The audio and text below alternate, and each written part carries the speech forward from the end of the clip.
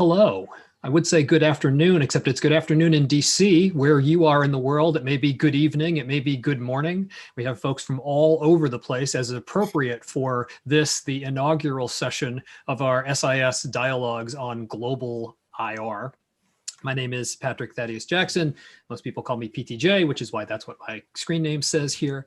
And I would like to welcome you all here to this. I want to say a couple of quick logistical words, and then I want to turn the floor over to the Dean of the School of International Service, Christine Chin, for a few words of introduction from her. So a couple words of logistics. You will notice that the chat is currently disabled. We will turn the chat on when we get to the Q&A portion of the discussion. During the other parts of the discussion, obviously, we are hoping people will be paying attention to what the speakers are saying, and we don't really want to just have chat flying around during then. So I'm going to keep the chat off until we get to Q&A. I'll turn the chat on at Q&A. When we get to the question and answer portion, you may either raise your hand and be recognized and sort of give your question orally, or you can post a question in the chat at that point, and we'll be able to hoist it up out of the chat and ask. So the overall flow for today will be cut up into 2 hours approximately. In the first session, Professor Amitav Acharya will be the facilitator, and Cynthia Enloe and Michael Barnett will be the 2 panelists. In the second session, I will be the facilitator, and Vina and Fernanda Barasu will be the panelists. What will happen is each of us as facilitators will say a quick word of introduction. The panelists will then talk for maybe 10 minutes or so each, giving their preliminary thoughts on global IR. The facilitators will then ask a few questions of the panelists to get a conversation going. And then we will open it up for Q&A. At somewhere around 3 o'clock, we will have a transition period. During that transition, we will have about a 3 to 4 minute stand up, stretch your legs, and go refill your coffee / whatever else you happen to be consuming, whatever beverages you have in front of you kind of moment. And it is important, I think, for people to get up and move at that point. So we'll have a slight break there, and then we'll come back for the second session.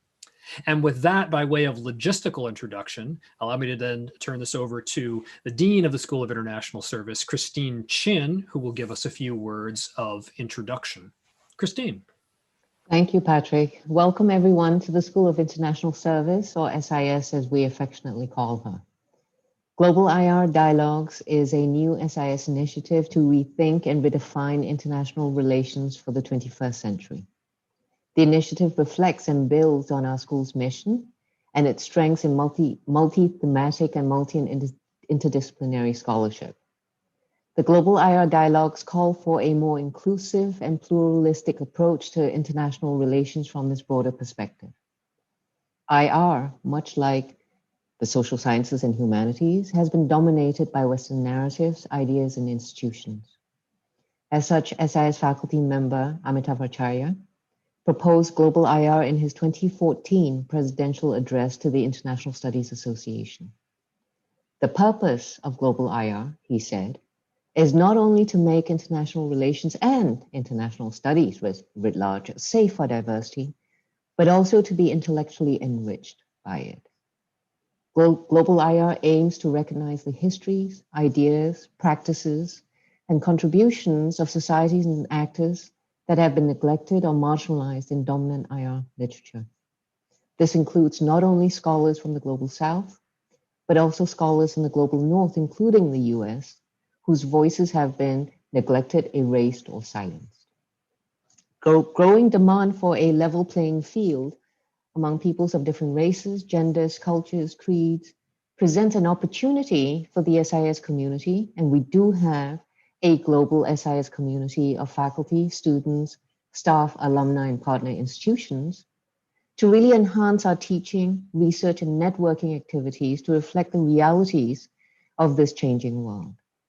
It is my hope that these dialogues will help build a worldwide community of scholars and practitioners that combines academic excellence with respect for and concerted engagement with diversity, and at the same time open up exciting new avenues for scholarship and teaching. I thank every single one of the panelists for taking your time in the course of this day to participate in the dialogues.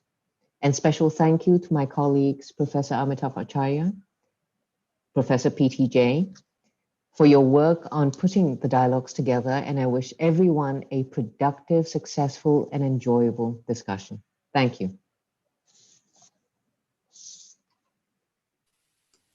Thank you, Dean Chin, for those inspiring words of introduction for this. And with that, I'm going to turn this over to the person who first introduced the notion of global IR in his presidential address in 2014, and is probably one of the people most closely associated with the notion.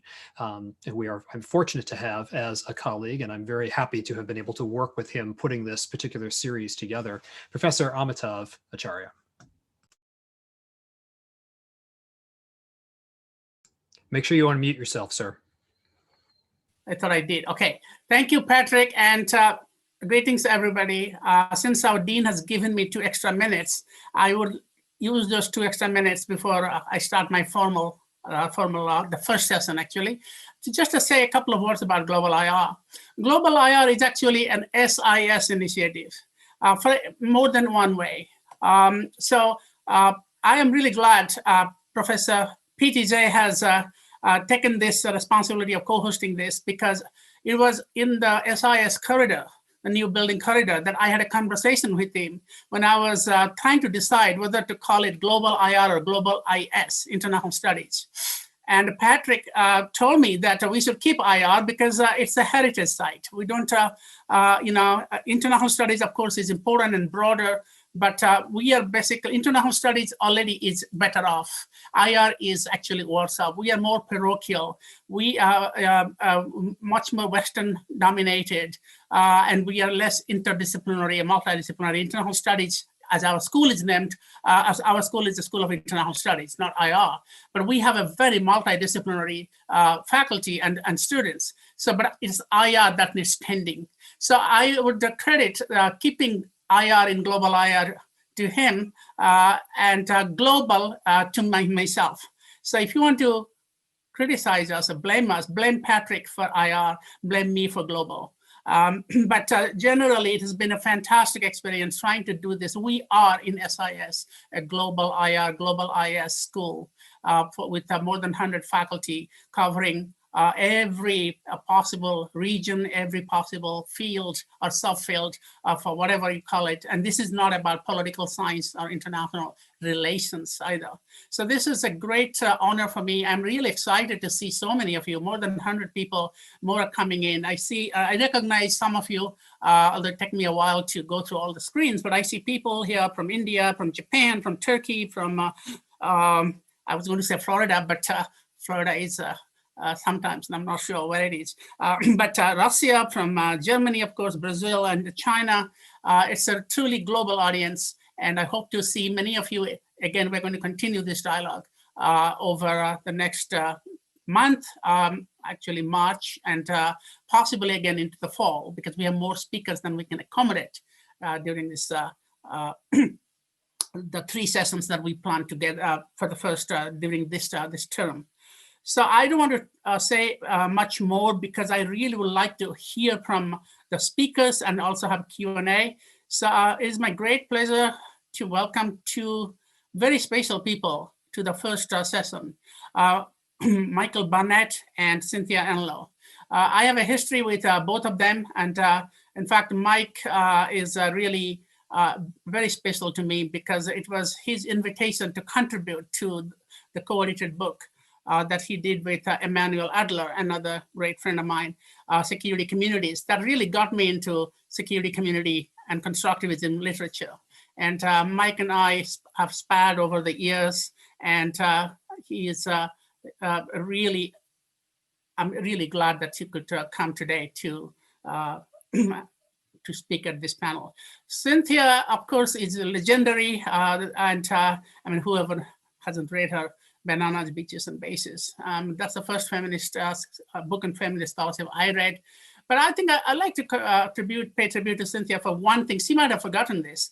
The first time I went to an ISA, or maybe in the 3rd time, when I was much younger and very nervous, and I was really not sure what was the difference between feminism and post-structuralism and postmodernism. I grew up I came up as an area study scholar. My field was Southeast Asia. So Cynthia actually had invited me to a panel to be a discussant. I couldn't believe it. Why me? I don't think she remembers that. But I was so privileged that I would be on a panel with feminist scholars in ISA and have something to say. That gave me enormous confidence. So both of you, you are welcome to open up this dialogue. And again, you know the rules that we had sent you out. You can make opening presentations, about 10 minutes each. And then I would have some dialogue. It's a dialogue. So I would go back and forth with you. And also, you can go back and forth among yourselves. And then we will open it up to, for the last 15 minutes, to the audience for their questions and comments. So I would like to go by surname. So because my name, nobody can beat me, Amitav Acharya, 2A. I always go first. So I would like to go with Mike Barnett, if that's okay. And then I'll invite Cynthia. Mike, unmute yourself. Yes. Anyway, thank you for inviting me to participate, and especially just to return the praise, Amitav. You know, we've gone back a long way, but now, you know, you become a patron saint. And I can imagine that there will be statues of you of global IR, you know, should be at somewhere at SIS, obviously. But I also imagine that you become a brand. And so whenever I think of global IR, I actually think of your face. So, you know, that just says how influential you've been, at least to me. And it should, I guess it has to be said that Cynthia, like a lot of other people, was doing global IR way before there was such a thing as global IR. So anyway, it's a delight to be here and to be on the panel.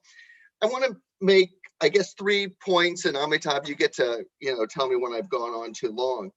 The first point about global IR is I actually see it as something of movement politics, that this is actually something of a social movement. And that's not to disparage it. It's actually to actually talk a little bit about its power. And like all movements, we kind of want to theorize about why now. I mean, why are we talking about global IR now as opposed to 10, 15 years ago? And I think there's a couple of things that really help to explain it. One is what I would just simply call the closing of the Western mind, or the closing of the IR mind. I think we've gotten to a point where whatever we call mainstream IR, it's so insular and self-referential that it really has had there's no way for it to break out of itself.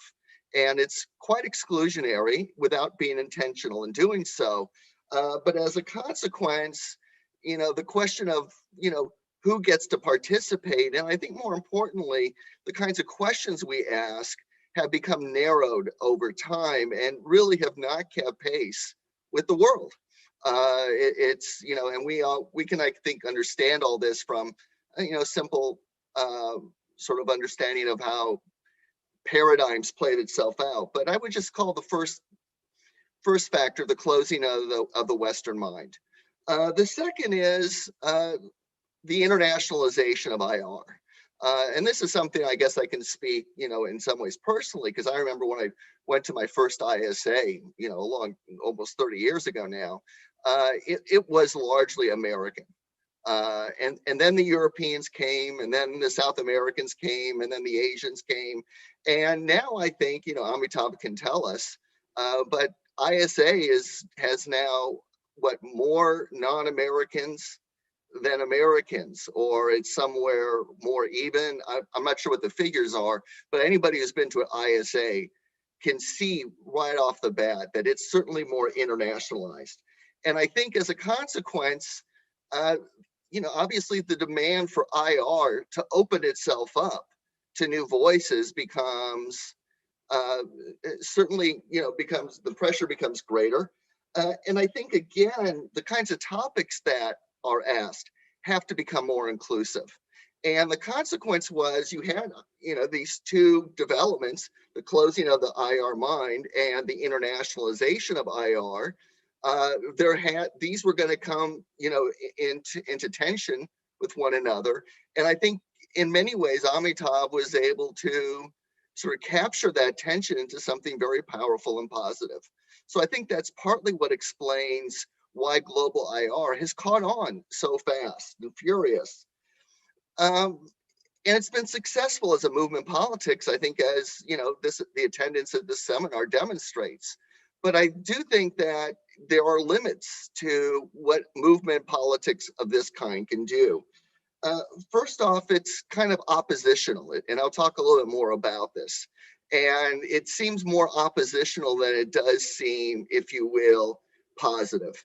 I kind of know in many ways what global IR is opposed to. I'm not really sure yet what global IR stands for beyond issues of, I think, sort of broader inclusion.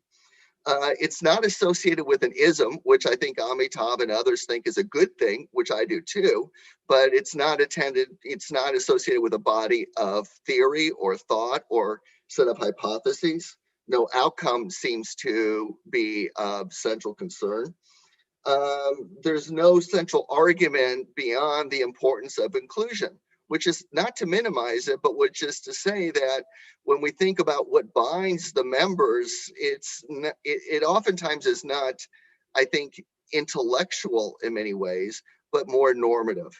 And again, it's not to disparage it, it's just simply to say, these are, I think, are some of the limits of global IR. And so it's a powerful message that is symbolic in, I think, the sort of the most important and potent meaning of the term, but I'm not quite sure about the substance. That's the part that I think still confuses me. And again, this is the global IR is in its infancy in many ways, and so these things need to get worked out, and I suspect will. The second big point is, what are the important questions that are on the agenda? I actually don't know. I've read and reread Amitav and Barry's book, and there, I think, are many questions that they raise, but I'm not sure what the most important ones are. And part of it also is the question of positioning. Does global IR want to position itself against these other isms? Well, I think Amitav and Barry say no, we don't want to do that. But then again, what does it, you know, when it looks at sort of the world, what is it arguing about from a theoretical standpoint? Is it that, and I think again, Amitav and Barry's book does this, is it about blind spots on important topics? There are things that Western IR just doesn't even think matters. It's off its radar screen. And this is what global IR can bring to bear, which I think actually is very important. But I do wonder, though, about when we look at the texts of global IR, you know, it reminds me a little bit about constructivism in its infancy, which was that in its infancy, it was a lot about statements about what was wrong with the mainstream. And then the mainstream said, well, where's the empirics? And I think constructivism answered that pretty forcefully. But I do wonder, in a way, for global IR, you know, we know what the mainstream's missing, but what is global IR going to bring to it? The third point I want to raise is this question of, you know, as we talk about global IR, is this really about the West versus the rest? And, you know, for those of my generation who used to go to record stores, there was always this one bin that was called world music. And that was always in the corner. And it was sort of way even beyond outlaw country and jazz. And world music would have Celtic, it would have, you know, rye, it would have a whole bunch of things that would all get clumped together. And I sort of worry sometimes that that's what global IR is doing. It's inviting us to go to the record store of IR and to go past all the American stuff and then just go to the section that says global. But I do think that does something very dangerous, which is that it reproduces binaries. It forces us to think about the world in very dichotomous ways. And I think it also feeds into an ontology that I think we should be careful to avoid. And the ontology, and this is not to flatter Patrick and his work, but the ontology is one that's very in line with substantialism. It assumes that there are sets of actors that are there, and the most we can imagine is that the West interacts with the rest, or the rest interacts with the West. When in fact, following Patrick and so many others, I see it more in terms of relationalism. And here I just want to note something that Sebastian Conrad, who does global history, said, which is global histories are inherently relational. This means that a historical unit did not develop in isolation, but can only be understood in interaction with others. In fact, many groups only jailed into seemingly fixed units as a response to exchange and circulation. Attention to the relationality of the past also challenges long accepted interpretations of the history of the world, such as the rise of the West and the European miracle.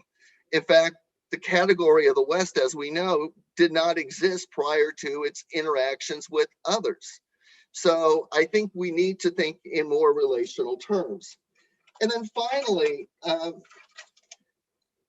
think in some ways, I understand wanting a position, which I think maybe this is overstated, how global IR sometimes gets positioned against the mainstream, and it makes sense. But in some ways, I don't think the mainstream cares. If I could represent the mainstream for a moment, I'm a member of the IO board. I think it'd be fair to say that if you were to survey most IO board members, no one had ever heard of global IR. There would be a few.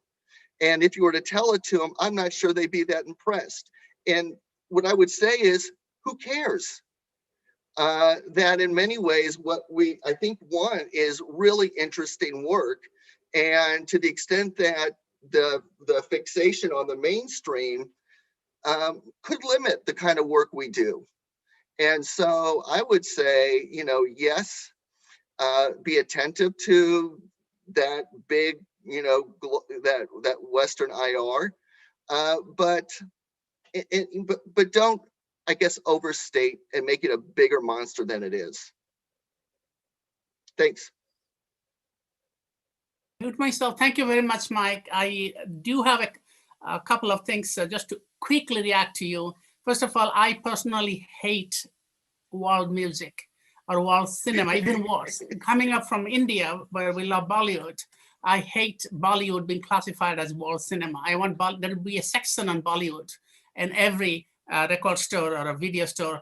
Now, of course, it's not an issue because we don't have those video stores anymore. And your last point reminded me of what John Mearsheimer said when I invited him to write a short piece in Global IR for International Studies Review, and he did. And his title was Benign Hegemony. He said mainstream IR is very benign, it's hegemonic, and mainstream here, of course, means American IR. So I think you are absolutely right that to the extent that we associate dominance, hegemony in the field with the United States or American scholars, it is seen as benign and nothing needs to be done. But you know how problematic that is in public policy, in real life. When a group of people think like that everything has been done, we don't need to answer to anybody, we are already very benign. It's a little bit like the liberal order. Everything has been done. Anything that changes will be undermined.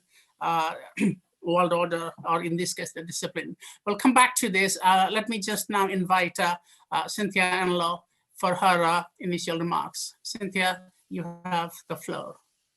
Hi, everybody. And thanks to Amitav and PDJ and all the team there that we can't see for putting this on. This is really a wonderful opportunity. And hi to everybody who I can see your name on the side. All 136 of you, and soon we'll be able to hear your voices in the Q&A.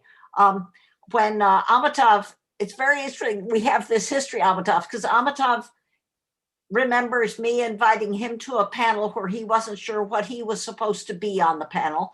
And then when Amitav and PTJ asked me to be on this, I thought, well, what am I supposed to be on this? So it's a perfect quid pro quo, Amitav. Our histories come back full circle. And I was listening really carefully to Mike. I think one of the things that has struck me over the year, I always read titles of articles in journals. And I mean, of course we do, but I always read them because one of the things that I wonder if this is true for many of you as well, who doesn't put any country specificity in their subtitle, not to mention in their title? And who thinks they have to put a country specific or maybe a geographic area specific in their title? And it's always, to tell you the truth, driven me crazy as, well, not crazy, but, you know, kind of makes me a little uneasy, at least, as editors of, you know, serving on editorial boards of a lot of journals. And that is that when it's written by somebody who assumes that they are talking far above the planet, they don't think they have to put any regional or country specificity in their title. If they're talking about national security in Kenya, they have to put in Kenya. Or when they're talking about the interactions with trade and the WTO, but it's in Venezuela, then they put Venezuela in the title. And that's always driven me crazy. I love Kenya and Venezuela being in the title. What I can't stand is when things are really about the EU or about the US, not so much Canada. If you're talking about Canada, Canada has to go in. So, you know, you can marginalize anybody, i.e. they have to be obvious in the title. But if you're talking about the US or the EU or the UK, then in fact, it doesn't have to be specified in the title. So one of the things that I really appreciate about Amitav's, as Mike says, his movement, generating a movement, is specificity. And it's a thing that we all think about this, I'm sure. That is, if you are specific about saying where you have gained evidence from, where you have been, you are always someplace. As Amitav says, there is no nowhere. There's always someplace. Is there the fear that if you specify your someplace, you will somehow be lesser in your theoretical import? And I think that's oftentimes the case. If you say you're talking about women or you're talking about masculinities rather than about humans, are you somehow lesser in your analytical impact? And I've never thought that was true. And I think it's partly, and this is where Christine Chin and I cross paths, is because we both have spent a lot of time thinking about Malaysia in the world.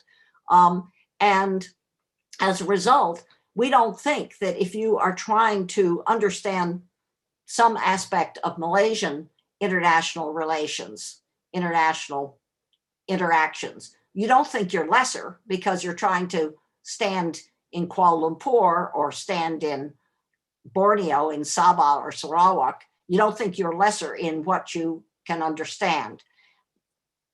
I'd like to switch gears here just a little bit and say that it's been in making up courses that I oftentimes find myself really tussling with some of the questions that Mike raised.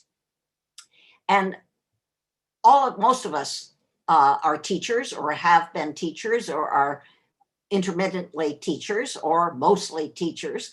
And when you make up your syllabus for your courses, which is usually quite a private sort of endeavor, you're always engaging in theorizing. You can't make up, you can't design a course, you can't even think about the arc. Every course has to have an arc. You can't think about the arc of a course, and you certainly then can't make up the syllabus for the course unless you are thinking theoretically. And whatever syllabus you make up is a theoretical statement. It certainly is an analytical statement. And one of the things that over the years I've found that I've done, I love teaching. I think teaching is wonderful. It should have just as much import in all our academic decision-making about our colleagues as research. That I've very often, I wouldn't say every time, but I would say maybe 80% of the courses I've ever made up syllabi for, and they tend to change every year, I will put either an ethnographic study, which has to be somewhere, even if the somewhere is in the offices of the IMF, or I will start the course with a novel. And I have some favorites. The Zimbabwean novel, Nervous Conditions, has been a wonderful book to start with. The Mexican novel, Nine Guardians, is a wonderful novel to start with.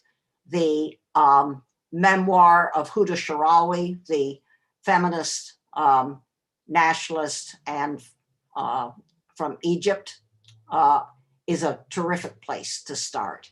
Or I'll start with a really dense historical case study. Maybe the study of the transatlantic anti-slavery movement's women activists. Or maybe, again, coming back to Egypt, maybe it will be the gender politics of the nationalist movement against the British. And the reason I do this is about specificity. This is my argument, I guess, that specificity does not reduce one's analytical import, it increases it, it sharpens it, it makes it more nuanced. I would argue it makes it more engaging, more interesting.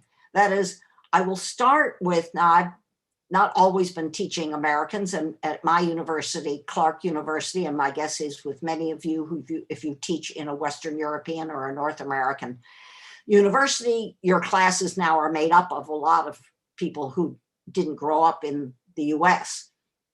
But I always am very conscious of who is in front of me.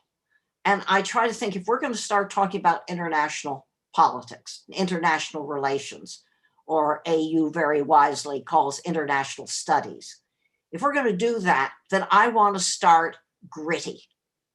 I want to start with as much specificity as possible. And the second thing is, which I never want to start above the clouds. I never want to start with a generalization. I always want to start with complexity, which is confusing and hard to understand.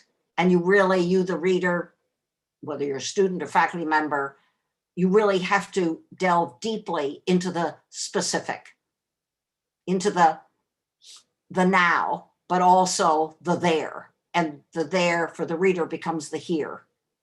And I do that because I think that's the only way that actually one can understand the big picture. You know, one of the most common things for benighted skeptics of feminist analysis is to say that you've got to look at the big picture.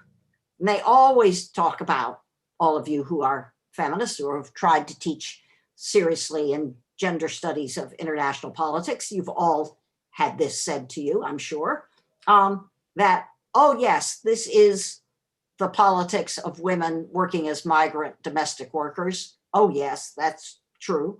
But you've got to look at the big picture.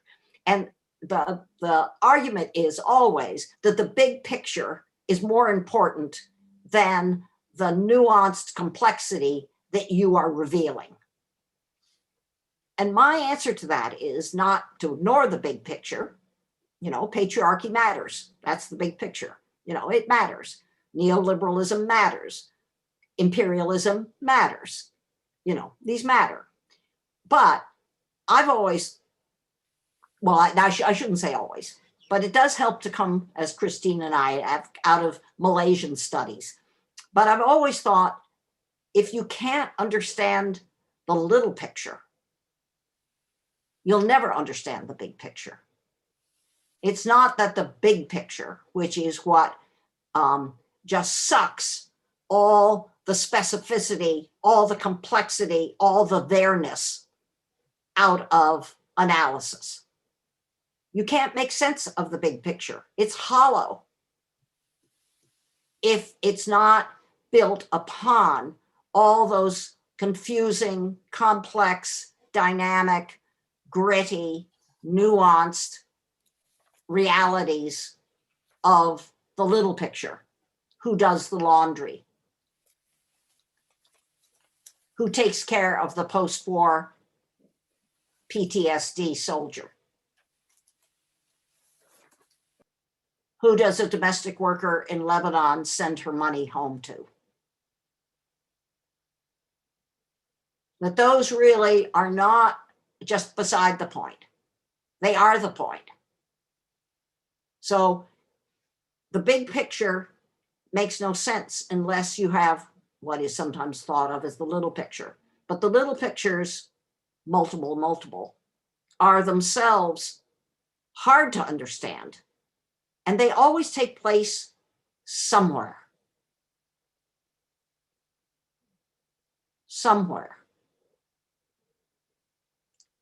And as a discipline, so to speak, always in quotes, called IR, if IR doesn't build on our confusion about our attempts to understand, our ongoing puzzles about the somewheres, what's the point of IR? Thanks. Thank you, Cynthia. That was great. So we kept within time. We have some time for a kind of a dialogue among us. And I see a little tension building up here, which is great.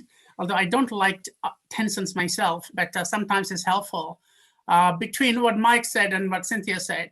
So Mike, so one of his concerns was that what is global IR? Is it intellectual or normative, whether it has any substance? What's the substance of global IR? So can put his finger on it. And you're not the first one. But then Cynthia comes in and says that it's the small pictures that matter. You cannot have the big picture if you don't have the small picture. I quote her that global IR, the kind of work that we're trying to do under the rubric of global IR, asks this question, where you have gained evidence. I actually would like to add to that, where have you gained theory? And that was a big part of me getting into global IR. And this is where, going back to one of the points Mike made, whether global IR sounds more intellectual, more normative than intellectual. You are absolutely right. For me, it has always been more normative, but it has also been intellectual. And the intellectual part comes from exactly how Cynthia put it. When I came to IR theory, I couldn't really make sense of them. I could not relate it to them because none of them explained the world that I want to study. So as a Southeast Asian scholar, a scholar of Southeast Asia, I'm very interested in regionalism. A lot of my work is on regional integration, and I try to use neo-functionalism. And I said, wow, this comes from another planet. Nothing like neo-functionalism works in Southeast Asia.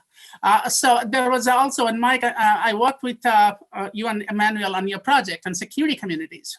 One of the debates we had is whether security communities can only come out of liberal democratic states. And I was the one who said, no, they can also come out from non-liberal democratic states, because the idea of grafting security community theory with the ideological model, to me, limits its potential. And you can see other parts of the world who also managed to avoid war peacefully, maybe not as successfully, but fairly successfully in some cases, in the case of some countries of Southeast Asia. So therefore, the existing theories of IR, there were two broad pictures, and they were coming out of a European or a Western or a liberal democratic context. And the vast world is not like that. The world is different. So this is why the little pictures do matter. And you cannot just get a sense of what's out there in a forest without looking at the trees that make up the forest. Okay, so enough from me. I would like to actually open it up to Mike and Cynthia, if they could actually have a go at each other. And Mike, your response to the idea of broad picture versus little picture, do you have any comments on that? Does it answer your question to some extent? What might be a specific purpose of global IR? No, it doesn't answer to me what the purpose is. Let me just, if I will, back up and say that, you and I are not only of the same generation, but it's just, I think, worth noting that both of us, I was coming from the Middle East and you were coming from South and Southeast Asia. And I was looking at concepts like security, which had been developed really with a Eurocentric bias, and they made no sense at the region I was studying, the Middle East. I had a very different understanding of security, so did you. And I think there were a lot of us who actually, if you didn't begin with the West, you know, you began to provincialize the West, which was a good thing. And that was to show the limits of the concepts. And so, I mean, and this goes, I think, you know, when you say specificity, how, you know, are we going to decompose this to what level? I mean, that's kind of what the question is. And I, you know, I think that's always a matter of, in some sense, personal choice. But, you know, with, I think to some extent, with the hope that after you've gotten to that level of, began with that level of specificity, you know, how far can you get your claims or your observations to travel, right? You know, has what I've learned here in Malaysia, to what extent can I use that to make sense of what's going on in Morocco? Maybe a little, maybe not much, but that's an empirical question. You know, I just want to, you know, on the security community, so I think I may be, you know, I'm hoping that suggests that there's really, I don't think there's daylight between me and Cynthia on this question of specificity. But on the security community, I just want to toss out something I've been thinking of. Because yeah, it was a big debate back when we were in the project. I was not one who thought that a liberal democratic setting was a necessary condition for security communities. I just didn't. There were others who did. And I think partly that was, they came out of the European experience. Lately, though, I must say, you know, one of the, we thought we had actually looked at all the alternative explanations for dependent expectations of peaceful change in a region. And what are the facilitating conditions? I have to say, one of the factors that I would now look at, that I did not look at, we did not look at 20 years ago, was race. I would be interested to know whether that liberal security community, one of the things that made it possible, the enabling conditions that produced trust and mutual learning and identification, was about race. It's not something we thought about, but I can easily imagine, but is that global IR? You know, I don't know. I don't know if it really matters. But I do think that this is an example, though, in which, you know, I applaud global IR to the extent that it sort of opens up horizons and opens up possibilities that we precluded. So you know, I guess to conclude then on this question of specificity, I think part of it is, you know, sort of, as you say, where's the evidence come from? But I think it's also about theory building, as you say. And I've always thought one of the things that I love about ethnographies is that, you know, you get to build theory from the ground up. It's grounded theory. And I think you learn a tremendous amount about the specificity, which tells you a lot about the particularities that don't travel well, along with the things that actually you can take away and use to better understand the world in another place. Thank you, Mike. I will pass to Cynthia to respond, but just a quick comment. We have speakers coming up in the next panel, two panels and dialogues. Professor Randy Prasad from my colleague in the SIS is going to address issues of race.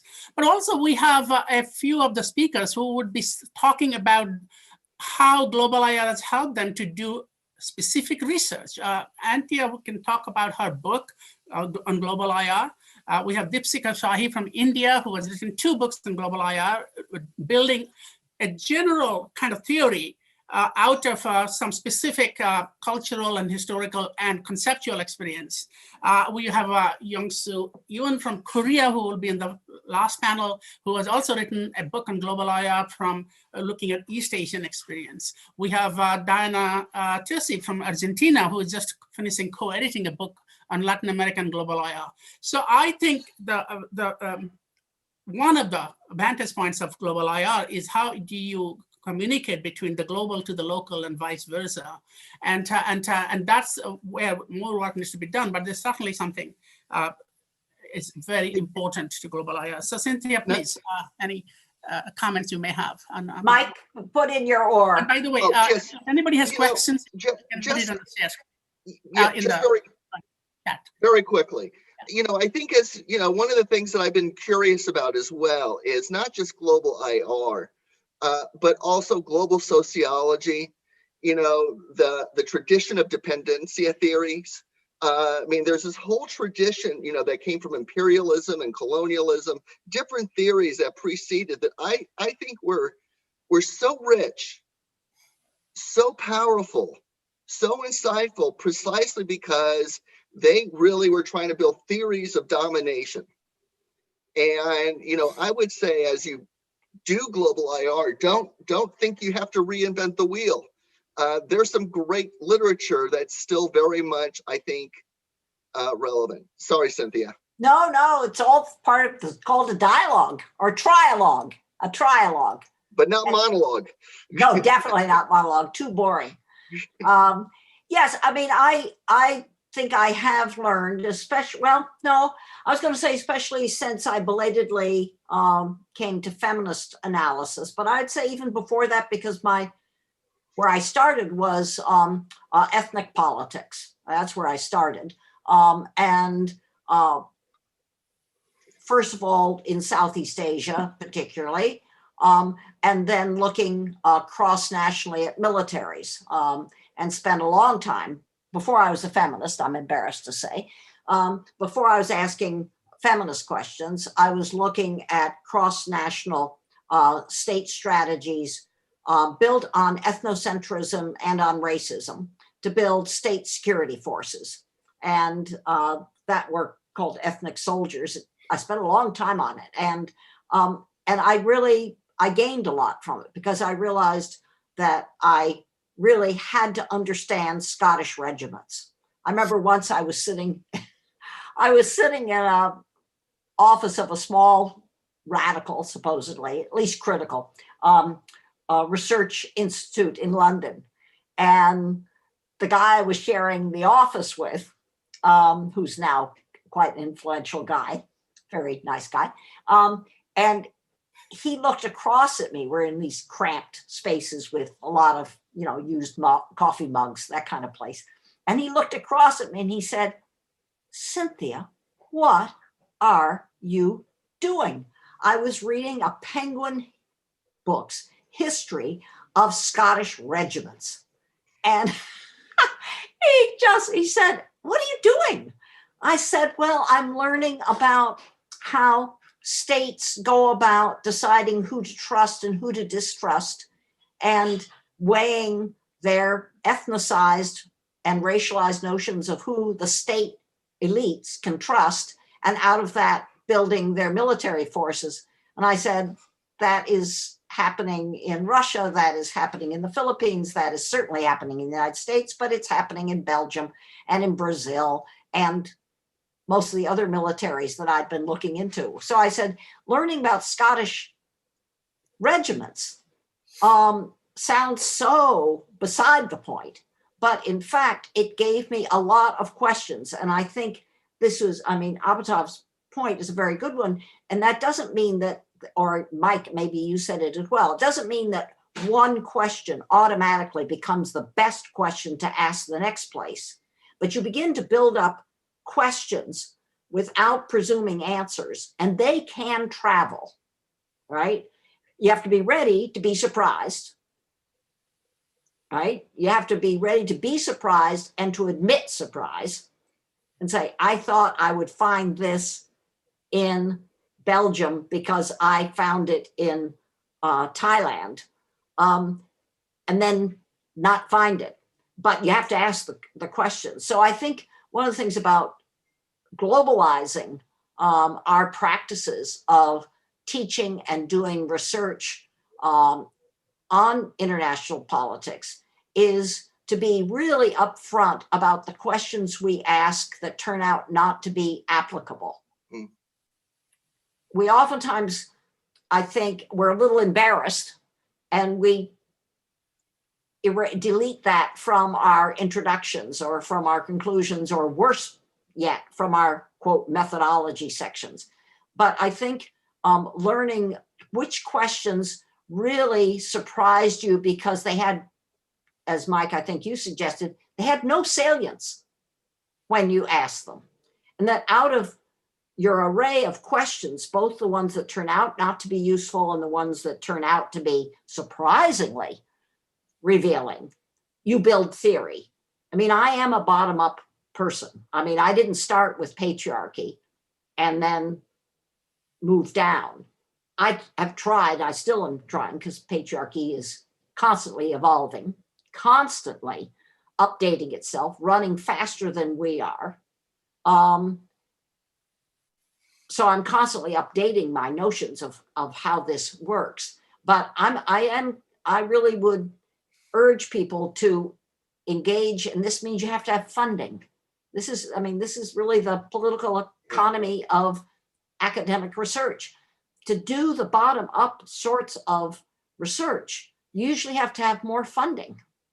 You have to spend time someplace. And you have to have the chance to watch things that don't matter, as well as things that turn out to matter.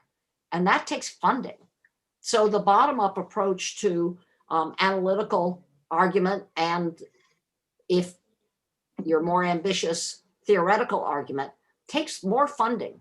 And I think we really have to be conscious of that when we are talking with people who are designing their dissertations, and tell them, just please don't go for the media discourse dissertation without having the money and the time and the research to find out if anybody ever read the media that you're spending a lot of time studying.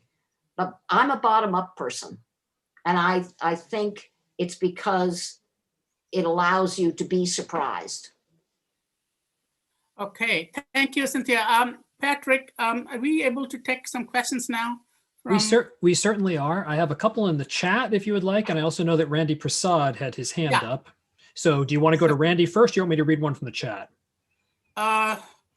Okay, we can take a few comments and then ask the panelists to respond. Okay, so why don't we let's let Randy. So Sujin, if you could unmute Randy, and he can ask his question, and then I will say a couple of things that are harvested out of the chat. There's a few good comments in there, but we'll let Randy go first. Okay, thank you. Can you hear me? Yes. Yes? Yeah. Okay. Well, thank you. Good to see both of you, two very influential scholars that all of my students have read. My comment is very short, and that is, if anything, global IR ought to be more oppositional.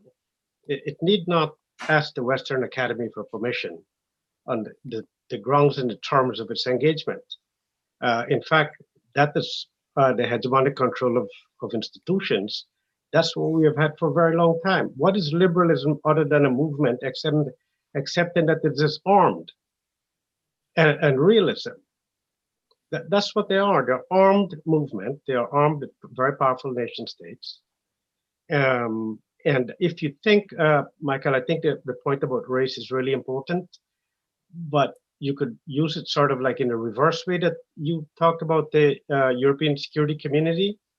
Like if you bring race into it, Europe can never generalize about the security community because it was built an empire. Where was the security? It was the security for the Europeans, but not for the empire that they controlled. And we got to remember right up to the 1970s, Europeans were fighting Angolans and Mozambicans and so on, not to give them their independence.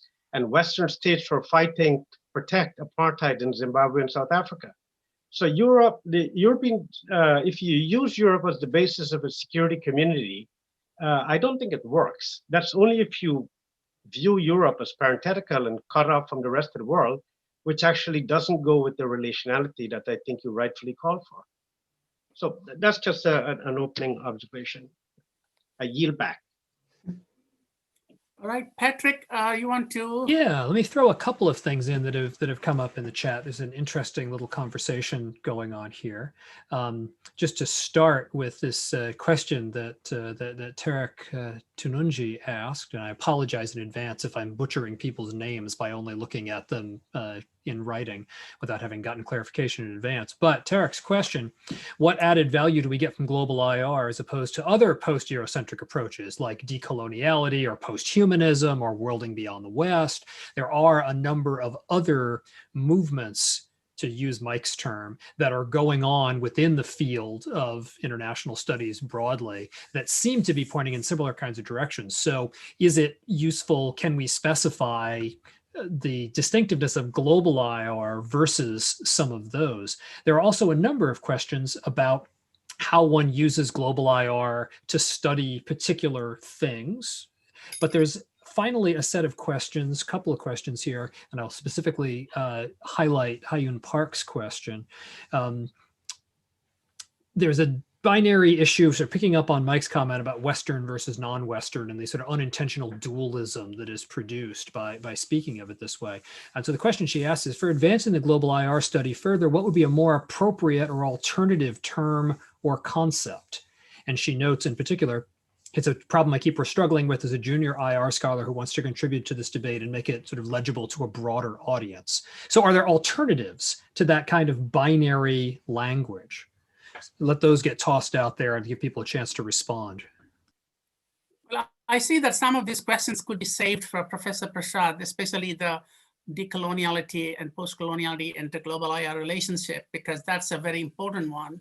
And I think there's a lot of overlap, but some also differences. I think one important thing about global IR as opposed to some of the alternative approaches, that global IR does not reject existing theories. And it's not as oppositional as Mike implied. So actually it assumes that so-called mainstream theories can also do global IR if they are sensitive to the agency voices, experiences, and histories of other countries. And I do know that a lot of scholars from the global South do realism, do liberalism. Constructivism is hugely popular in countries like China, for example. So global IR does not do any such gatekeeping that this is what you should do and this is what you shouldn't do. But I think Professor Prasad would be far more knowledgeable, and he's appearing in the next panel, next dialogue. So I would like to open it up to Mike and to Cynthia. We are kind of running out of time a bit, but see if there's anything you could like to add here before your turn. Just, very quickly, I think part of what, I'm going to put you on the spot, Amitav. I mean, when I read, and I think it's a very careful and I think level-headed statement you just made, but it does strike me, and this is not a pejorative, but it strikes me as very normal science-y, which is to say that the problem with IR theory is that it's not careful about sort of the claims it makes. It needs to test them better against a broader, if you will, data set. It needs to be more inclusive of other histories and to see the limits of its claims, including, as we know, a lot of where, let's say security theory comes from, which is the Western experience. And most of us who've done non-Western security know how limited that is and actually have tried to feed into Western security debates. But that's kind of an argument about there are these, if you will, omitted factors that we need to bring to bear that we can if we open our scope. One of the questions, though, and this goes back to this issue about sort of other schools and other approaches that are acting similarly, is that, I really do think that for all the claim of inclusion, I think all of our categories of, epistemic categories have boundaries. There are limits. How far do you want to go? So when Amitav, for instance, you say, we're not oppositional to the mainstream, we want to be inclusive. Well, who does that preclude? Because, you have actually some very interesting things to say about postcoloniality in your book with Barry. And, does that omit post-structuralism? Does it omit certain kinds of feminism? What is it that we're including and excluding? And I think part of it is about epistemology, but I think also it's partly about what kinds of questions are we trying to answer? What do we want to know? And that's sort of when I talk about sort of global IR. What do we want to know? The language that and here I would just, love to hear Patrick on this, who's thought a lot more about relationalism than I ever have. But, when I read global historians that I've learned a lot from, they talk about their language as one of encounters and entanglements. they're not making any kind, and I think this is a problem, they're not making any kind of, you know, prejudgments about the nature of those relationships, but rather assuming that there is this entanglement in which both parties leave changed. Now that can be a little bit, you know, I think empirically that can be dicey, but that's closer to what I have in mind when I think about the way the world is connected. But more importantly, and this is what I think is important for global IR and these others, is that it tells us something, that the world is fundamentally hierarchical, that it's not anarchical. And that, I think, does separate it from so much of mainstream IR. And once you move towards the hierarchy and those relations of domination, I think you have a very different way of thinking about the world than is available to you from mainstream IR. Thank you. And since I'm running into the second session, the transition period, I'd like to give Cynthia the floor for a very brief concluding remarks for this panel. The first half. Yeah, I think Amitav and Mike and PTJ and everybody else, you know what? I'm not so sure I agree with Western. Who are we talking about in the West anyway? Which indigenous people created which Western security structures and Western, quote unquote, Western security doctrines? Navajos? Cree? Who? And who is it that has defined the West? The state system of the West. Most women didn't even get to vote. Well, New Zealand women won the vote first, then some of the Scandinavians, very belatedly the French, the Swiss, and the Italians. The Saudi women still don't have. But in the West, who was the West? That I hate to say it, guys, but you know what? It's kind of a presumed patriarchal framework you got there. I think that'll be my last word. Thank you, Cynthia. And on that note, we should make the transition. Just one anecdote. This morning, I'm writing a paper on race in world order, and also it includes the role of women. And you know, the Universal Declaration on Human Rights, the original draft of the Article 1 was that all men are created equal. And it was because of an Indian woman called Hans Mehta. She said, if you say all men are created equal, what about us women? So the UDHR language was changed to all humans are created equal rather than men. So that's a very important point. And that's global IR to me. That's the kind of global IR to do, to find out where the agency comes from, including in feminism, including in realism. And I'm nothing against realism or constructivism. Some of my best friends are realists. I mean, Jack Snyder would be coming here in the last dialogue. But we'd like to see how we can capture the diversity of human experience, and especially, as you put it, the little pictures that can really create a big picture. But I will now pass to Patrick with apologies for having eaten into his time. No problem. And by the way, those of you who did ask questions and didn't get an answer, we could try to see if we can bring them in. I am going to look at them carefully, and now they will be part of this dialogue one way or the other. So definitely. Having run these sorts of events in some ways before, I did build in some slack into the schedule, even the schedule I gave the participants. So we're actually still quite okay. Here's what we're going to do. We're going to take 3.5 minutes of a movement break / go refill your drink. At exactly 3:10 DC time, which is 3.5 minutes from now, I'm going to begin session number 2. If you are simply sitting at your computer during these 3 minutes, I would suggest you scroll through the chat and take a look at some of the excellent comments and questions that have been posted there. And Devendra Kumar, I do see that your hand is up. We will try to get you in for the Q&A for the next session, but let us take about 3 minutes to walk around and not be at our computers. I will see you in 3 minutes.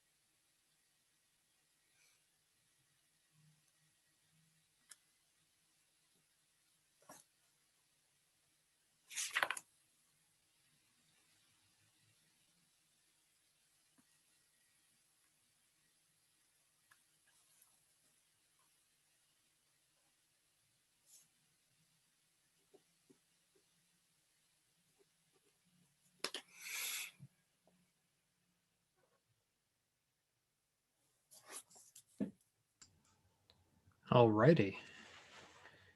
And now it is exactly 3:10 DC time in the afternoon. So we'll come back and get started again in session 2 of our Global IR dialogues.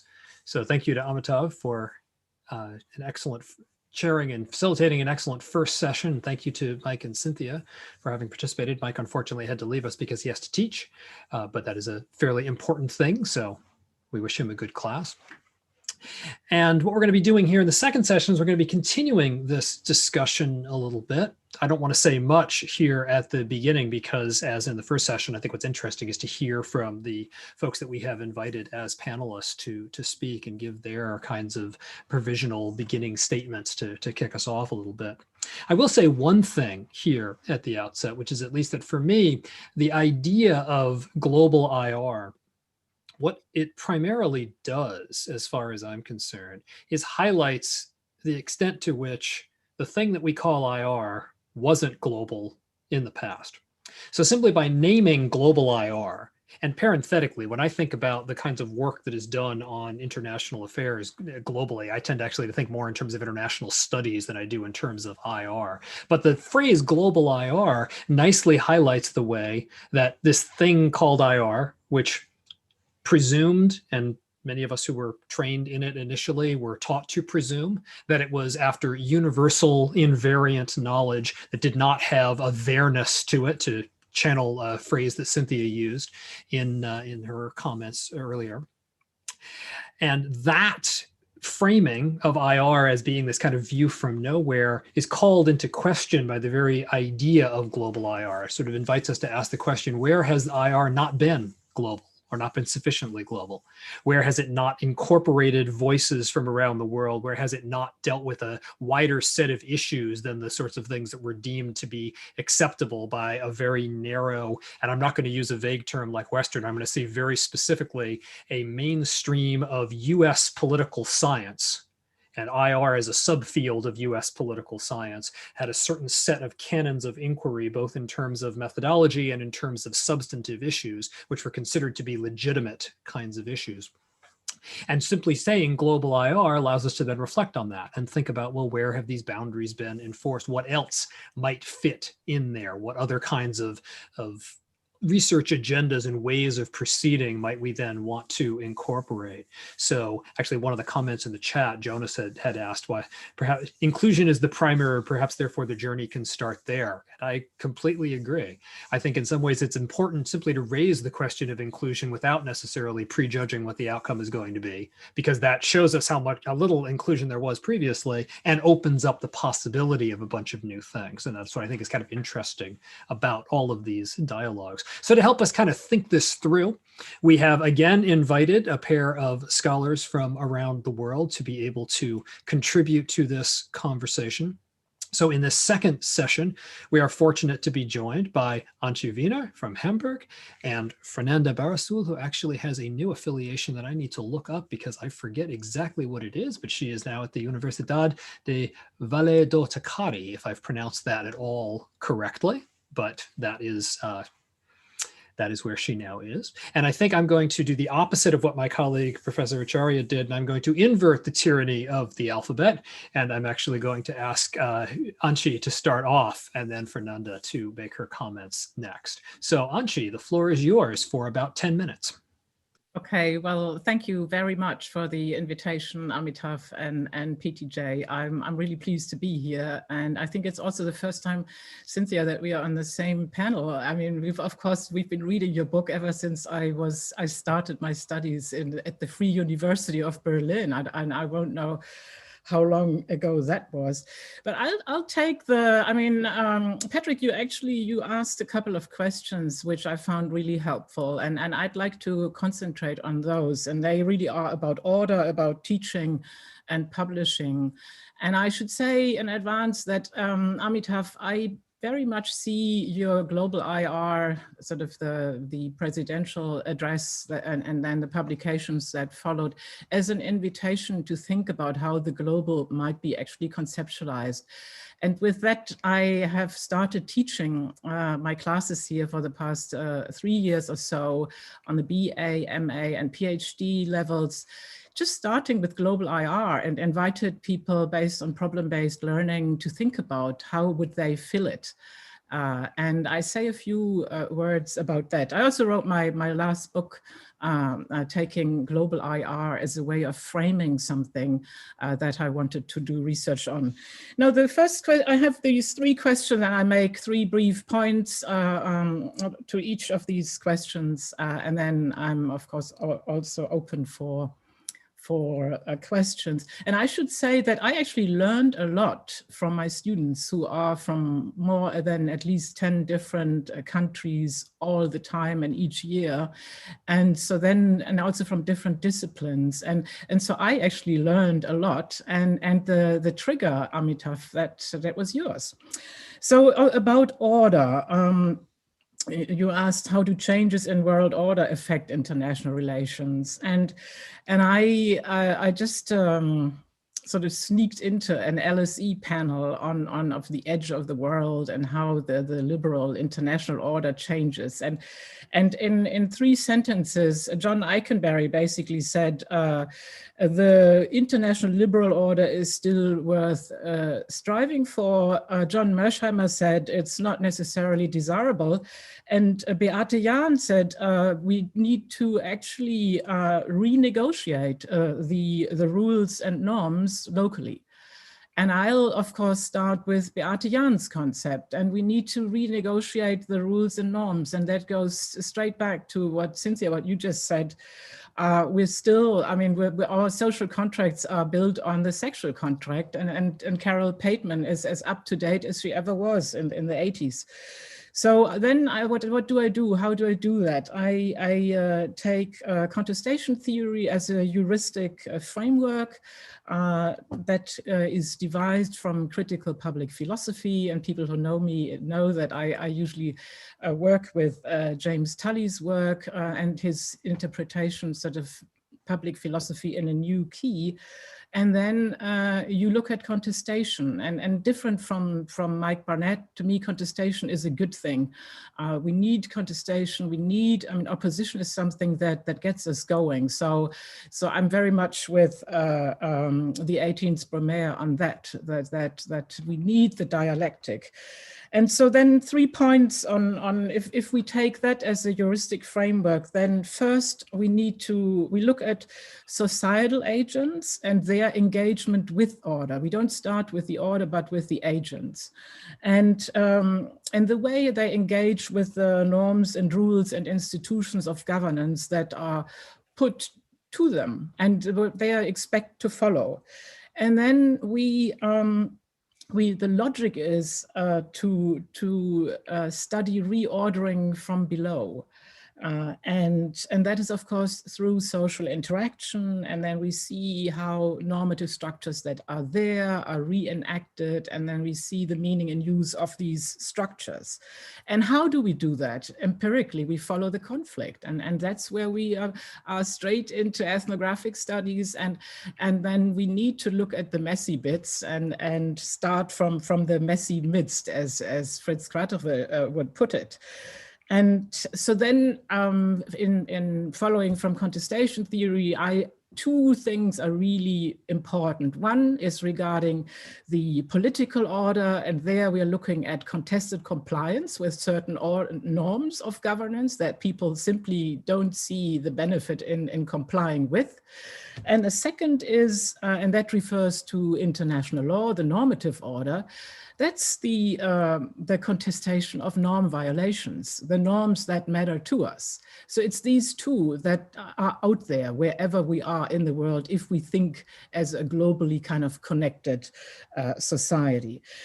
So that's kind of the way I start, follow the conflict. And I always find the contested norm is very helpful. I don't say that we need certain norms in order to have a particular order, but if we start the conflict about a norm, for example, recently I participated in in the 10 years of the so-called Arab Spring. And it was all about the renegotiation of the welfare state, the social contract, but from the bottom up, from that particular society. And the question was, what's our social contract, and who is participating in actually negotiating it? And that led me straight back to Carol Pateman, and we need to start from that bottom. Now, the second question on teaching, how can we develop key teaching concepts and approaches? And again, 3 points. I mean, I apply problem-based learning, which means that we learn as we go along. We actually, in class, we define the problem. I don't define it on the syllabus. And so, in my class that I've been teaching here, I know a couple of the students are here, are the PhD students, and we co-wrote a paper which we are going to present, Amitav, at your roundtable at the upcoming ISA. And so we started with the challenge of how do we actually theorize when we theorize from somewhere, which means we take the particularities into account rather than theorizing from nowhere, which is, well, I mean, the proverbial Kantian idea that wherever you stand, if you're rational, whether you're in the midst of the desert or in Königsberg, you will come to the same conclusion. I mean, I very much doubt that. And so we started, what about when you start theorizing from somewhere? And of course, what is better than a class of graduate students with 10 different kind of national and cultural backgrounds? You start learning and you define your positions. And so the key insight, and I think I'm not with Mike Barnett on this. The first claim is for every syllabus, do not begin with repeating the provincial approach, which is American IR. If you start with realism and then liberalism, and then your class, when you come to constructivism, the term is over, and all the important stuff, you won't get to teaching that. It reminds me often when we were taught history at high school, we usually would get towards sort of the Holocaust, but we would never talk about it because that was when the class was over. You need to start with the bit that matters. So, and here what my students suggested, and I think that's a really good idea, to take Amitav's approach and shift towards themes. And they came up with 6 themes that speak to the 6 dimensions of Amitav's suggestion for framing a global IR. One is practicing IR, second, decolonizing IR, third, enabling access to political presentation, fourth, bringing diverse regional experiences to bear, fifth, reversing ahistorical takes on the world in the making, And 6 is eschewing exceptionalism. And if you start that, you very quickly find that with the sort of parochial IR theory that's out there, you're getting nowhere.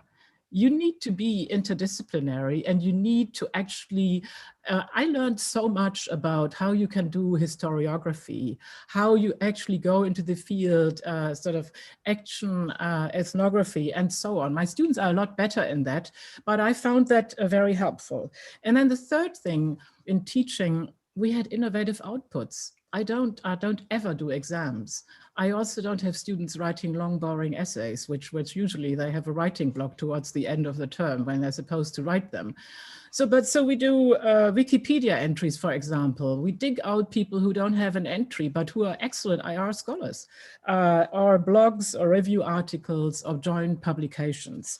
So that then also leads me to learn and write a different syllabus for like flagging different themes for the next term. And just briefly to the final question on publishing.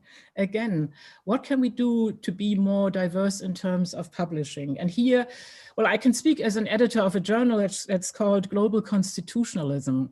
And guess what? There's no such discipline as global constitutionalism, so that's fake. But with that, we created an agora, a stage where people can come in and publish, coming from international law, international relations, from sociology. We have referees from different disciplines, and we invite agoras on special issues and so on. So then we can, I think that's a responsibility if we take on the global and global IR to actually open up these spaces for publication. That's something that we can do once we have, well, especially with Cambridge University Press behind you, there is a good possibility. I mean, we still don't have an impact factor, but we're getting there in our 10th year. And then, of course, let me briefly conclude with pandemic practice. No, there's not everything is bad about the pandemic. Of course, we've suffered a lot and we're still suffering. We're sitting in lockdown. But could I have participated in the Middle Eastern conference and actually hear what only people from that particular region have to say? No. And what did I find? They speak our global IR language, but they come from their place telling the story. And I don't have a Middle Eastern or Vina specialist sitting in Stanford explaining the world to them afterwards. So these are things, and also and I would like to quote my colleague Maren Hofius here, what did the pandemic do?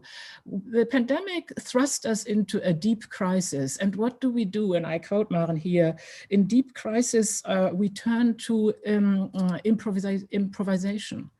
And we come up with new things. And we all learned Zoom conferences in no time. It would be sitting here with more than 100 people engaging. No, we wouldn't. So that's just one brief point. And then, of course, the final issue is the chance that we have with social media and the tools that are available for teaching. I stop there, and I'm looking forward to questions. Thank you very much. Excellent. Thank you very much. And certainly, were it not for the provocation of the pandemic, I very much doubt that Amitav and I would have been able to pull together this series of dialogues, because quite frankly, it would have cost too much to fly all of you in to DC. And most of the audience is not, in fact, I think very few of the members of the audience are actually here in Washington, DC. So the ability to produce a global discussion is actually really facilitated by all of those. So there may be some silver linings to this crazy pandemic life of ours. On that note, I want to turn things over to our final panelist, Fernanda Barasu. Hey, thank you, Patrick, and thank you for inviting me to speak here today. As Ankia mentioned, you guys sent some questions to get us thinking, right, about the subject. And I kind of stopped on the first question because it was broad enough. And it was, how do changes in world order affect IR? And this actually got me thinking back about 10 years ago, I think it was, a little over that, when I first encountered the idea of global IR. And I was then finishing my bachelor's, right? So And it's actually quite interesting to me to be here today speaking along with some of the people that I was reading back then, like Cynthia Enloe and Amitav Acharya. Non-Western IR theories had just been published, I think like a year ago or something. So what I started thinking about was basically what had changed, right? And how far along had we come in this project of global IR since a decade ago. And the first thing that I think I need to say is that for me, global IR or non-Western IR, or however you want to call it, has always been a normative project, right? Centered, especially in the inclusion of global South scholars into what we consider global IR. And I think this is perhaps the moment that I should tell you that I am Brazilian. I think that's important because I'm going to bring some examples as well, and it will make sense.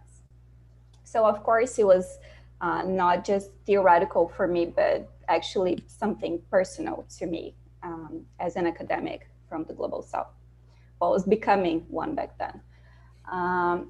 So I'm going to talk a little bit about the changes that I've seen in this project so far, and I'm going to relate it a little bit with changes in world order, if you conceive of world order in a very, very broad sense. But I think if there is an audience for that, it's this one. So the first thing that I've noticed in this 10 years is that the Global IR project has grown immensely.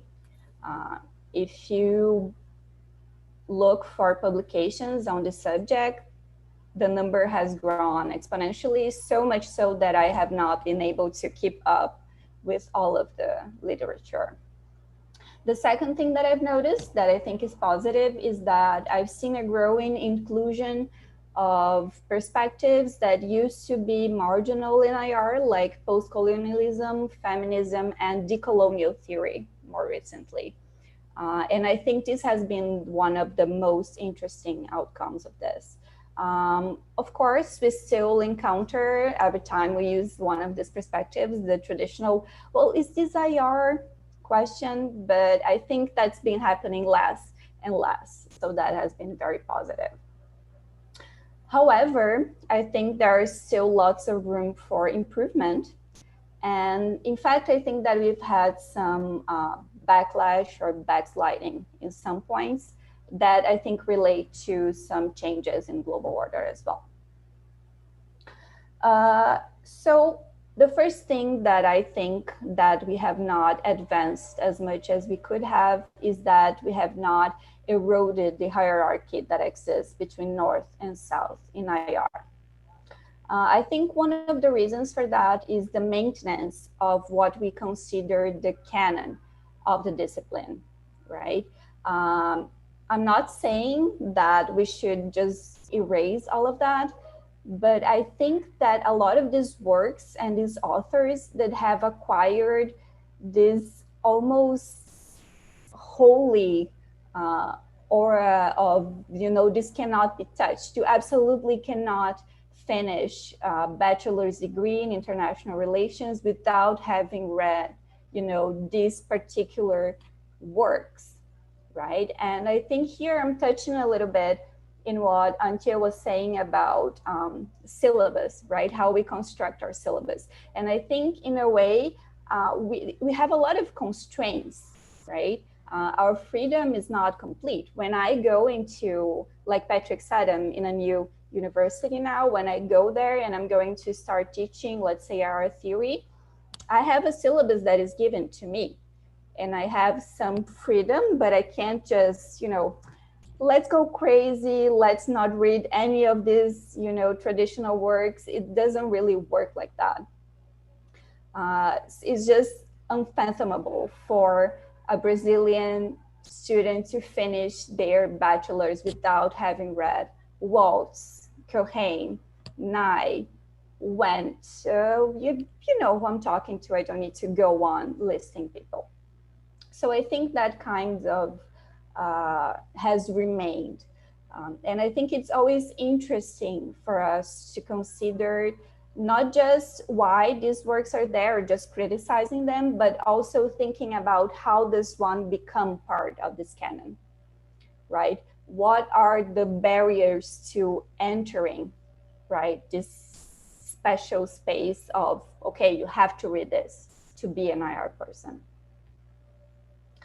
Also, in terms of publishing, I think the hierarchy is maintained, right? And I think a lot has been written and said about all the gates and all the hurdles that we have to overcome as Global South scholars to publish in top journals. But also, I think what is interesting and perhaps not as talked about is just the existence of this hierarchy that is Global South scholars should aim to publish in these international journals. And the hierarchy here is who gets to be an international journal, right? I don't see a movement of Global North scholars coming to publish in our local publications. Why are publications local? Why are you not interested in publishing here? Also, by the way, parenthesis, most IR journals in Brazil are free access. And the real kind of free access, not the you pay, you know, a few months rent to publish, real free access. So we see the maintenance of this hierarchy.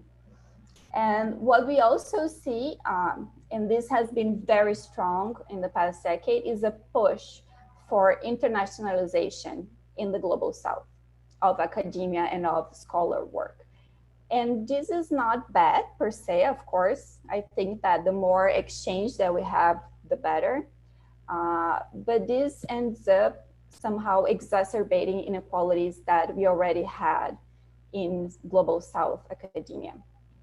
And I think it's important here to, we were talking about, okay, what is the West? What is the non-West? But also, what is the South? In the sense that when we talk about Global South scholars, this is not at all an homogeneous group, right? I mean, why am I here? I'm here because I had the amazing opportunity of learning English when I was still fairly young. And today I speak it well enough to be able to be here and talking, and okay, not perfectly, but I'm sure that you all understand me.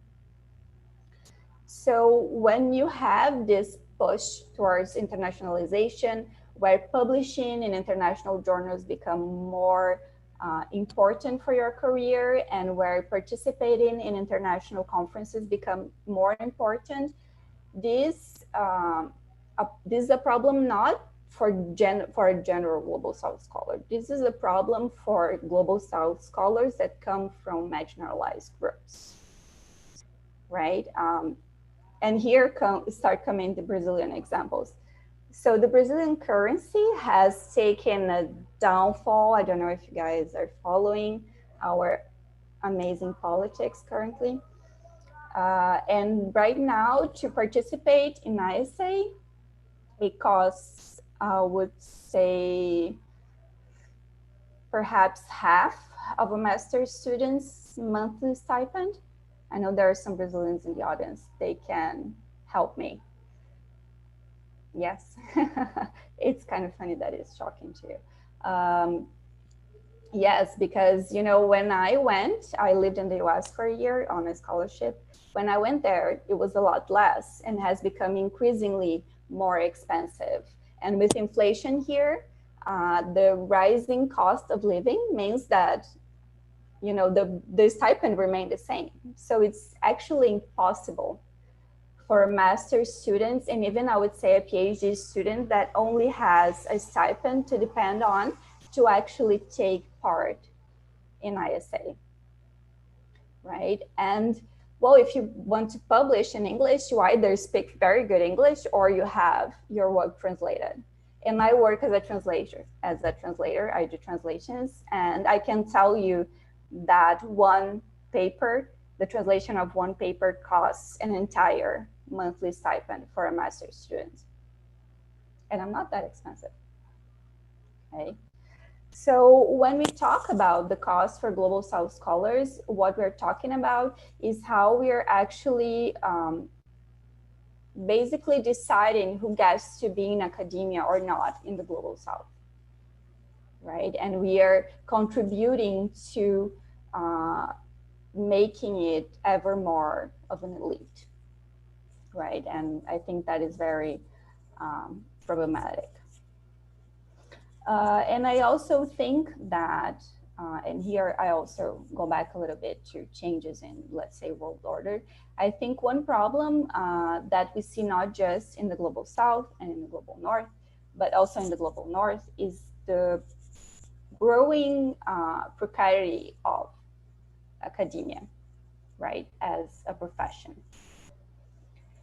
And I think if we're thinking about who gets to participate in this conversation, it's just impossible to not talk about this, right? Because we are just making it impossible for a lot of people to enter this space, not just in the South, but also in the North.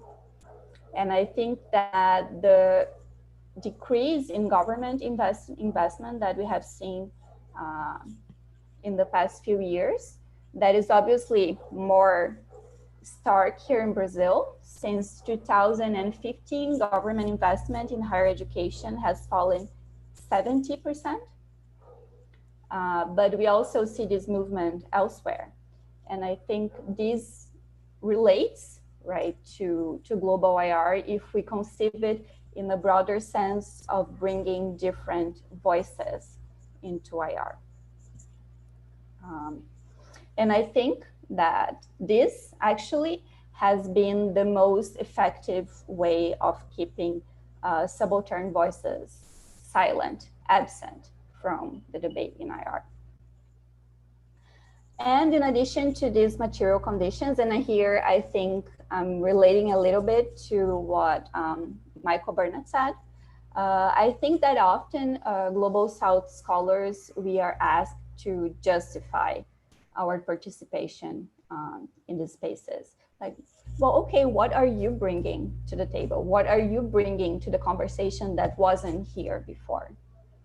And I think that in parts of the global IR conversation, this ends up being this search for things that are different enough, that are exotic, and therefore are interest for the consumption of Global North scholars. And this also creates a little bit of an inequality of what is produced in academic output in the Global South for the consumption of the Global North, and what we actually consume as scholars here in the Global South, right? And here we keep reading the canon that I mentioned before, but if you want to get out, we need to have something that is different enough to justify our participating in this conversation. So I think I've spoken, and I'm ending, I promise. I've spoken a little bit about how to participate in this conversation, who gets to participate in it, and I'm just gonna end briefly with why this is important. Why do we need to participate in this conversation? And like I mentioned, I started thinking about this when I was in undergrad, some 10 years ago. And as often happens, the more I studied it, the less answers I have. It was all very obvious to me when I started. It didn't even merit, I think, an answer why it's obvious that we need to include Global South scholars. But the more I thought about it, the more I began to question my own assumptions when I started. And I think that the main idea that I had back then was to question power structures and hierarchies, both inside and outside of academia. And now I see that a lot of the questioning of the global power structures outside of academia that I did was actually imbued or maybe even contaminated by nationalism and by a sense of self-importance of so-called middle powers. And I think that is very present in very early global IR discussions. Like, well, I mean, look at Brazil, look at India. We are very important nations, but we don't have our contributions to IR. And having observed the growing wave of nationalism everywhere, I think it's ever more important for us to question our own assumptions in this regard. And as for academia, I think that we, as Global South scholars, have questioned certain hierarchies while ignoring others. And I think that if you want to question who gets to speak in international IR or global IR, we also need to look to our own spaces, our own academic spaces, and see who has a voice there. And, you know, I think the main question, and I'm going to end on a question, is why are we entering these spaces? Are we entering to change them or simply to feel like we belong to this academic elite? That's it. Thank you. And I think that's an excellent question to just let resonate a little bit as people kind of try to think that through. I just want to say a couple of quick things that were kind of provoked by listening to your comments, and then toss it open for some questions here because we don't have that much time left. I want to be respectful of people's time and make sure we're done around 4 p.m. DC time. But one just sort of piece of biographical background. I first met Fernanda a number of years ago when we were both involved in this International Political Science Association summer methods school, which was held in Sao Paulo. And the thing that was fascinating about it is it was precisely an example of a number of people from the global north coming to essentially teach the locals how to do it right. So that was basically the modus operandi of this particular school. Well, you want to be part of this global academic conversation. We're going to teach you the right techniques and the right ways of doing this. And we're going to professionalize you. And that was sort of the overarching thread of this particular thing. And IPSA does a number of these schools in different parts of the world. And from the side of the International Political Science Association, this is benevolence, right? This is, we're going to show you, we're going to be inclusive. We're going to bring you into this conversation. Of course, we're going to bring you into this conversation on our terms, methodologically, and also substance-based. Now, I think the organizers made a slight mistake by inviting me to come down there for many years because I taught a course in critical approaches to the philosophy of social inquiry, and we did not go off in the same kinds of directions. But the overarching arrangement, the structure of it was still this kind of reinforcing of an epistemic hierarchy. You can only participate in the conversation if you can speak this particular language. The other thing that would actually something that Fernanda said kind of triggered for me, the idea of what counts as an international journal. The first time I ever actually heard the notion you have to make sure you publish in international journals was actually in Norway, of all places. And when I was a young scholar and was invited for a talk in Oslo, and we were having conversations, and they said, oh, well, you know, we can publish in our own journals, but then we have to publish in international journals. And I said, well, what's an international journal? They said, well, you know, International Studies Quarterly, World Politics, International Security. And I said, you mean American journals? Oh, no, international journals. That's the category. That's what they're called. They're called international journals. So the idea that somehow those were already co-equal with what it meant to be international and everything else was just local, right? It was just something else, something, as Cynthia said, in a place, right? That sort of was somehow not quite, didn't quite matter in the same way. So I think these kinds of dynamics and tensions that we've been touching on here, the sort of things that Antje was talking about with trying to revise the way in which the problems in your syllabus work, we're really dealing with this inheritance of a particular way of figuring what it means to be international and who gets to be actually in that conversation. I guess the question I would want to put to the two of you briefly is to ask essentially the question that Mike Barnett had asked at the beginning, and sort of let you react to that a little bit, because in Mike's comments, he was a bit dissatisfied with the lack of specificity of what exactly it means to do global IR. And in your comments, I hear something different. I hear kind of a celebration of the lack of specification. So I guess the question is, how would you respond to the charge that, well, there's nothing there, it's just a negative critique, there's nothing distinctively positive about global IR?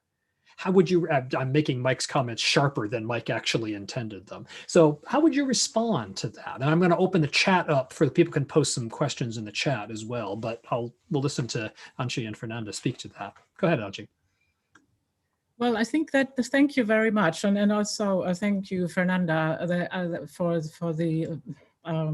your talk there. Well, I flagged the point of diverse ways of knowing, and I wanted to put some flesh to the bones there. And there's two topics. For example, one is climate change, and the other is the social contract and societal multiplicity. And I think both actually require diverse ways of knowing, and we don't really get to solve the problem but with reference to the extant theories. If you start with climate change, we really need to know about knowledge production from a diversity of places. If you come up with a concept of climate justice in order to lead towards deep decarbonization somewhere, and you don't know that in some regions, well, things are done differently, people have, maybe there is a priority for about certain resources, about political conflict, then people won't start implementing sort of the climate change norms in the first place that lead to deep decarbonization. And they have different ways of approaching the topic. And so we actually really need that in order to get to that particular problem. And a similar thing, if you think about the social contract, which we don't really talk in IR, we don't really talk about it. We export norms of governance, but we forget that governance, political order rests on the social contract in each society. And if you then go back and we in the Journal of Global Constitutionalism, for example, we discuss that because we have people who teach indigenous law, Val Napoleon. And if you think about the way that the law is actually devised from the earth by indigenous nations, then you understand about how places matter and how actually law sort of is constructed. And then we can start talking about the perhaps addressing the crisis of international law at the moment. We don't need more norms. We don't need compliance with the norms that exist. We need people to actually see themselves in the norms that are in these treaties. And so I don't really believe in that story if you don't come up with I mean, there's really nice words that are used. That's not substantive. Where do you come from? Then, you know, all sorts of isms and ologies are thrown onto the table. But that doesn't really help us because it always goes back to the limited amount of knowledge that is stored in that particular parochial approach. And we will not get out of that kind of sort of limited territory in order to address something which is what you started us out with.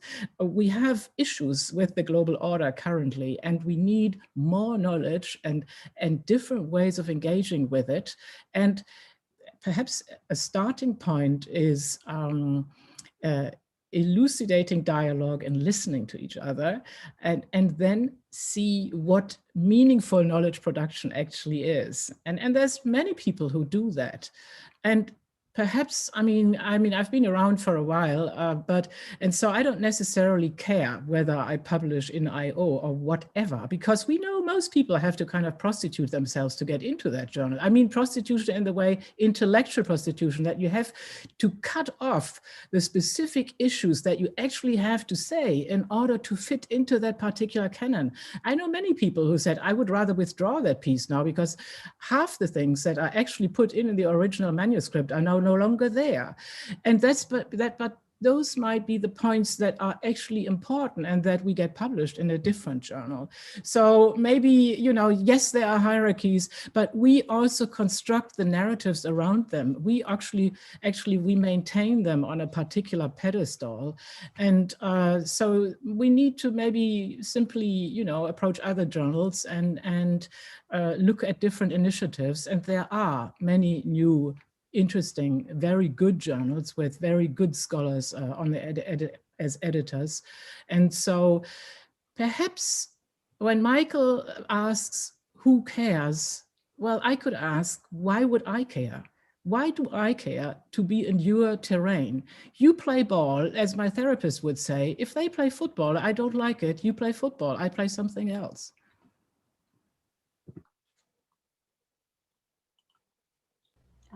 Well, Patrick, I want to start by saying that I never thought about the summer school that way. And now it's, well, you know, I'm always growing and thinking about things. To answer your question, I think that Antje actually touched on the most important point, which is, why do we do this? I mean, why do we do academic work at all, right? And well, you know, you've known me for many years, so you know that I've been agonizing over this for a long time because, you know, it was my dissertation. But I think the critique, right, the negativity that Mike points out is very much the point, right? Or at least the starting point for us to open up new questions like Antje was doing, and think about what are the questions that really matter to us. Whether it's going to become positive, as in the sense of a proposition, I think it's already become. I don't think that global IR is the answer, or the global IR is the theory that is going to answer the problems. I think that global IR is the project or the avenue that is allowing these questions and these answers to enter IR, right? So, and I think here I'm very much in line with what Professor Acharya proposes, in the sense that it's not trying to become a theory. I don't think it should. At least I don't think that it would make sense with the diversity of positions and thoughts that we have in global IR.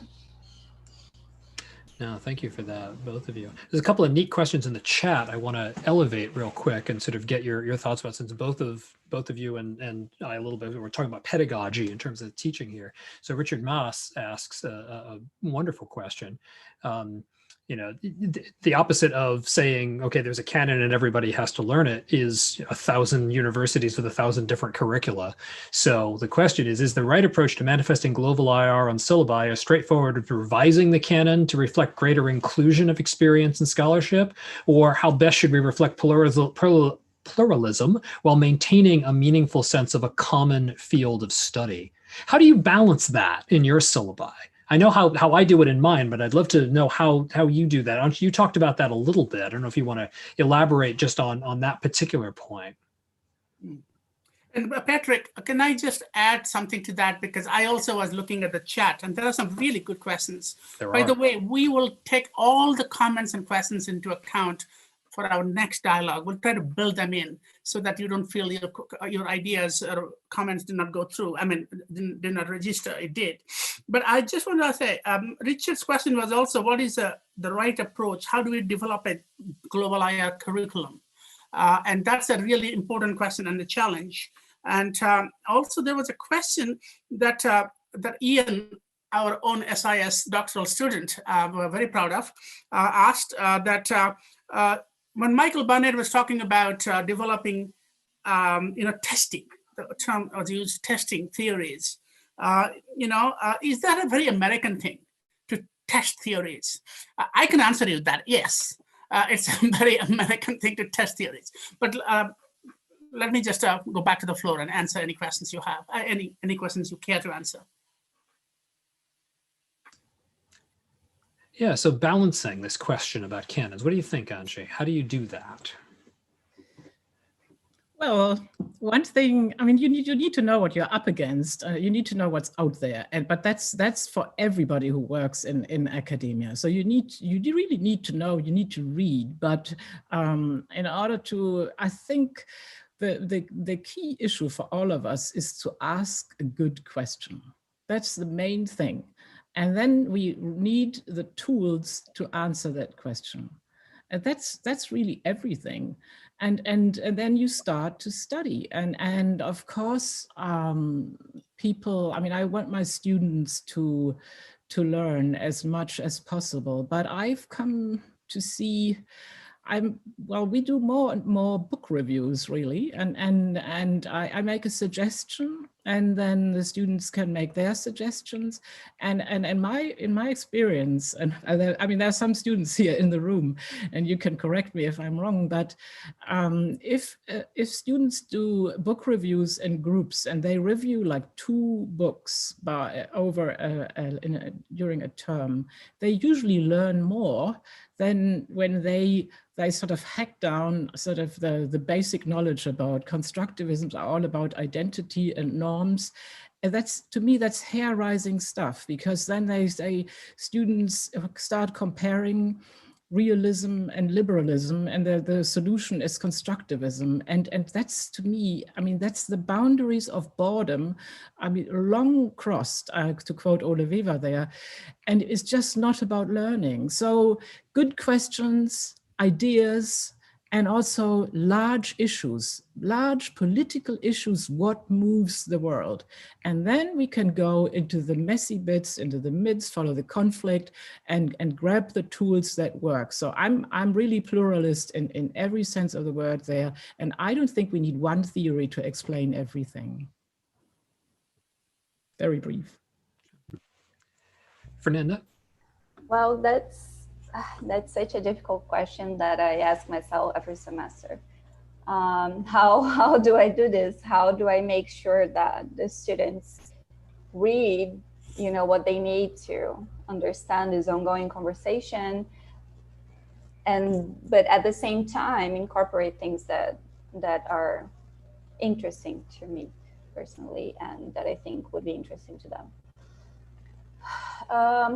So one thing that I need to point out here that is not an issue for the other discussants, I think, but is very particular to many places in the Global South, is that the issue of translation, and I mean that literally. So my students have to read a lot in English, and that becomes more so the case the more I go into critical perspectives, because we don't have text in Portuguese. So that is very limiting. The canon has largely been translated, the mainstream canon, right? So I have Waltz translated, I have Mersheimer and Keohane, but I don't have translations of more recent or more critical work. So that is something that is difficult here. And at the same time, it's always very difficult, and you don't have a complete freedom to just do whatever, because you also have the expectations of the students, right? So they go in expecting to study a certain thing, and here comes this crazy teacher with this weird syllabus. It's not necessarily going to please them. And this goes a little back into the thing with the material aspects. Where do you have more freedom in Brazil? Might be odd to some of you, but in public universities, right? How many jobs are in public universities right now? Well, none, right? Of course. Where have I always taught? At private universities.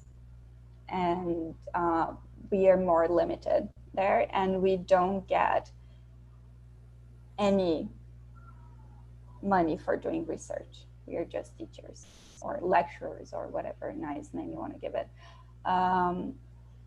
So I don't know how to balance it. I wonder about that every semester. I am open for suggestions. Please share them with me so that I can think about my own syllabus and maybe make it more productive. No, thank you for that. And especially thank you for highlighting, and a couple of the chat questions also sort of speak to this, the ways in which if we're going to talk about global IR, we can't just talk about it as an intellectual movement, but we also have to talk about it as a sociological critique of the material and social conditions of knowledge production. And who gets to speak is not simply a matter of which ideas they have, but also of where they're located and whether they can afford literally to engage in some of these discussions. So there is that dimension, which is sort of the sociology of knowledge production in IR needs to be foregrounded in this. And that's certainly one thing that I take away from this wonderful conversation that we've had here today. And again, I do want to be respectful of people's time, and we are out of the scheduled time for doing this. 2 hours have actually kind of flown by here. But thank you all very much. Thanks to the panelists for their good comments. Thanks also to two people that we didn't introduce at the outset, but I'll mention at the end, Megan Golden and Sujin Ho, who are graduate assistants for myself and Amitav, and they have been helping with some of the logistics on the back end. In fact, if you showed up anytime after the first minute and a half, then the person who let you into the room was actually Sujin. So everybody owes her a round of applause for that. And Megan has been taking notes and will help us produce a summary of the conversation as it has happened today. There will be another one of these in 2 weeks, and there'll be another one of these in 2 weeks after that. We will send the same information out. And now that you've all registered and we all have your emails, we will make sure that you get, I think bombarded is too strong a word, but you will get informed of the next rounds in this particular dialogue. So thanks again once and all for your participation, and hope to see many of you again in a couple of weeks.